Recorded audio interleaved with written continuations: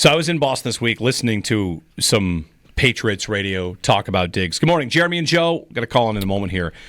The dead cap hit is 16.6. Who knows if there's language to get them out of it? Well, the language to get them out of it, I believe, this is what I read on the follow-up to that comment, is that he has not passed a physical yet. Okay. And that they could wiggle their way out of all of it in the name of he's not healthy, or they could figure something out like that. Or they could also, they could be like, we saw him with drugs in a video. Like, he breached his contract in some way, shape, or form. Yeah. So they would only do it, I guess, if they could get out of it completely clean. Presumably. Allegedly. Right. Not even really alleged yet, but anyway. One thing on Diggs, like, if he gets cut or if he doesn't, it's such a cliche for a receiver, especially the receiver position. We hear diva receivers and headaches, and there's a long history of the position and guys just becoming that. And I had the thought this weekend about Diggs and his career arc here. Like, if we talk about it like a breakup, which we have before, the Bills and Diggs broke up and went their separate ways. And maybe plenty of Bills fans were mad about it. Some thought like, hey, best of luck, we had great times. Now we get to a stage, Joe, for me, where I think, is it sad? Now it might be sad. Wide receivers that are great, they don't all go down this road. Some just have great careers, retire, and go to the Hall of Fame. You've got more examples of that. And for Diggs, man, when they brought him here, he was the best receiver in football. He had multiple great seasons. And then, you want to say personalities or meshing with the quarterback, they burned out. Okay. And Allen couldn't take it anymore, or Diggs couldn't take it, or the team couldn't take it. You get to a point where, like, man, it's kind of like one of those tales of wasted talent that you could have stayed in a great situation if you just stayed. If you could just kind of keep it reined in, you were going to continue. Like, the Bills would not have really gone, I don't think, to the everybody eats, blah, blah, blah.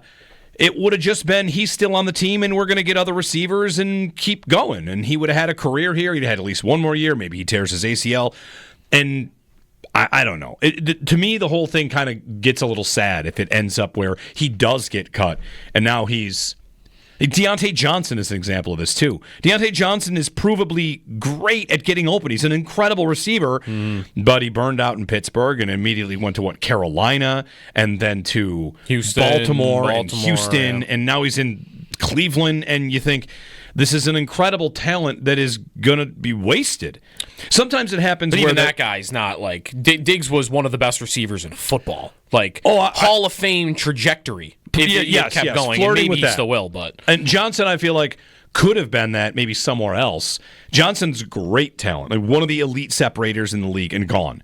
And maybe you feel this way, again, different circumstances for Josh Gordon. Wasted. What a waste. Yeah. Could have been so much more.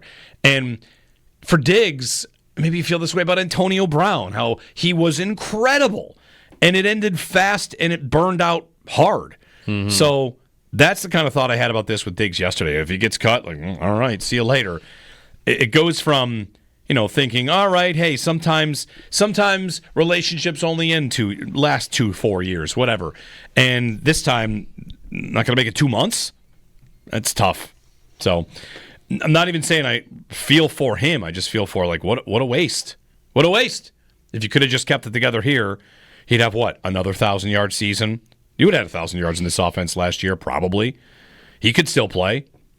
Yeah, depending on how they would have used him and whatnot. Sure. And that's not even to say the Bills missed him or needed him. It's just his career did not have to go this way, and it went so fast. It's a year and a half, really, from where he's at the hospital with Hamlin. We're talking about how great of a teammate he is.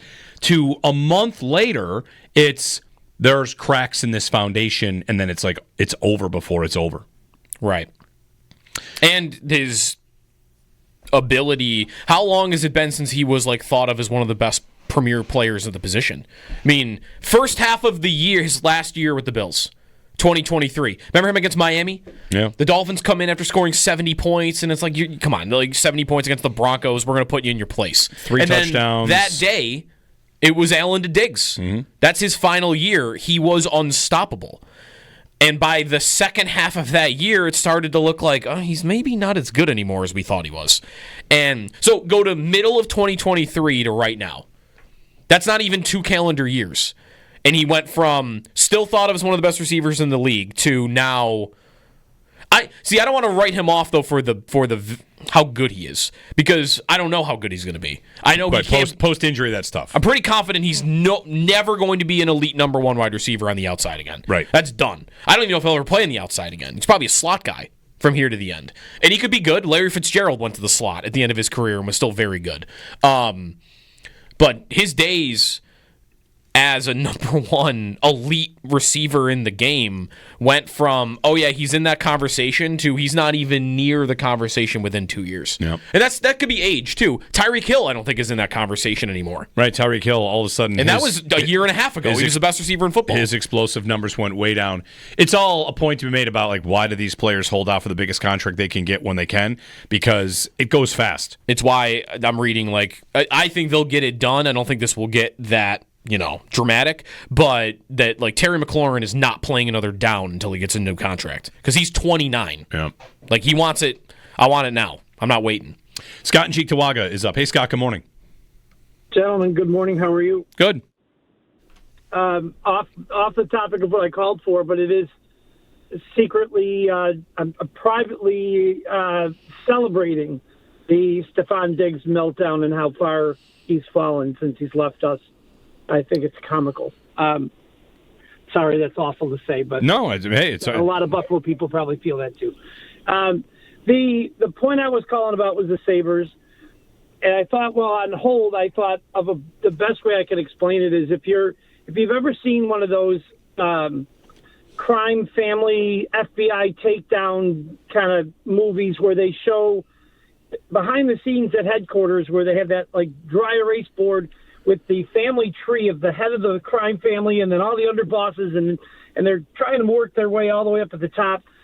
I just feel like somewhere in that second tier, we're lacking that person who's in charge, the NFL equivalent of the director of pro personnel for the Sabres.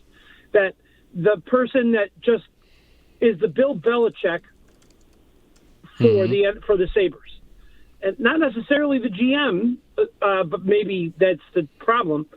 It's just that these things you said on my drive in, I'm like, that is what we're lacking. We aren't that. We don't have somebody who can say, you know what, let's do this guy for 3 years at $4 million and give him the big contract 4 years down the road, and have him look. We had Reinhardt. And I don't know if it's definitely the problem of development of these players. These guys are 24 and 25 years old. They don't need hand-holding as the number one thing we're lacking is some guy that can train them to be better players, maybe hold their hand a little bit here and there, but not. I think the biggest question mark we are lacking right now is finding those pieces on other teams to fill voids here. Yeah, thanks, Scott. It's not always about the best prospect. It's not always about needing the biggest price in free agency. Part of what drives me nuts about the Sabres in this conversation is, it's a little bit of, sure, you watch players that have been productive here, not valued, and go somewhere else and succeed. That's not a surprise.